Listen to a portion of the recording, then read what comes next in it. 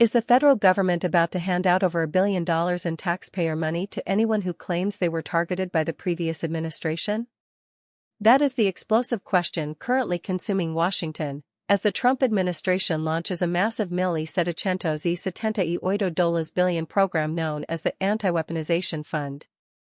Before we continue, if you want to stay on top of everything happening in U.S. politics, hit that subscribe button right now and leave a like. It really helps this channel grow and keeps you informed on these critical breaking stories. The Anti-Weaponization Fund is officially designed to compensate Americans who were allegedly unfairly targeted by politicized federal investigations on a case-by-case basis. It is a bold, controversial move that has sent shockwaves through the halls of Congress. Supporters within the administration argue this is a necessary step to correct the abuses of the past, pointing to the prosecution of pro-life activists and the alleged targeting of religious groups as proof that the system was weaponized. Vice President J.D. Vance even went on the record during a White House briefing, brushing off the critics with a sharp jab, noting that Republicans and Democrats alike are free to apply, even suggesting that Hunter Biden could throw his hat in the ring if he wanted to. But for many, including high-ranking officials in both parties, this fund looks less like justice and more like a political slush fund. Critics have accused the administration of creating a mechanism to reward Trump allies, including those involved in the January 6, 2021, Capitol riots. Joe Scarborough of Morning Joe led the charge, claiming this money is being funneled toward people who, in his words, beat the hell out of cops. The situation has become so volatile that it has actually derailed urgent negotiations in the Senate regarding a $72 billion package intended to fund IC and Border Patrol.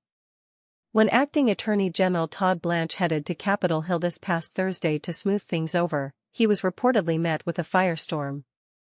Sources say more than one Republican senator blew up at the DOJ head, demanding to know exactly how this fund works, who controls it, and where the lines are drawn.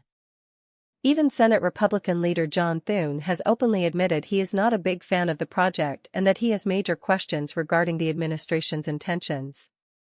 So, how did this massive fund come into existence?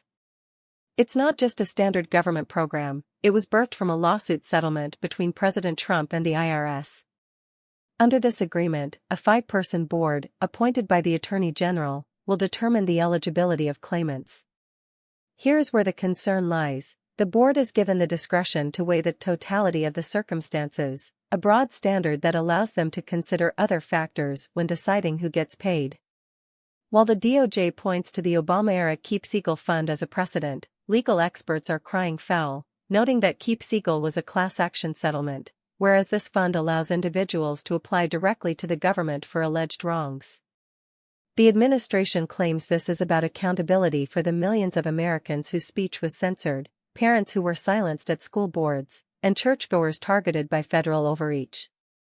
Yet, the fact that the president can remove any member of the 5-person board without cause has raised serious alarm bells regarding independence and the potential for a massive conflict of interest. This brings us to the core of the debate. Are we witnessing a necessary corrective action to hold a weaponized bureaucracy accountable? Or is this the beginning of a dangerous trend where the government effectively pays off its own political supporters with public funds? If this fund survives the scrutiny of Congress, it will remain in place until December 2028, potentially reshaping how we view federal settlements and individual compensation for years to come. It is a high-stakes standoff that pits the executive branch against the legislative branch, with taxpayer dollars hanging in the balance. The administration maintains it's within their legal authority, but the political cost is becoming increasingly difficult to ignore. So, what do you think about this? Do you believe this fund is a necessary tool to combat government weaponization, or is this a taxpayer-funded slush fund that should be shut down immediately? Drop your opinion in the comments below. I read every single one, and I want to hear your take on whether this is justice or a bridge too far. We will be watching this story closely as it develops.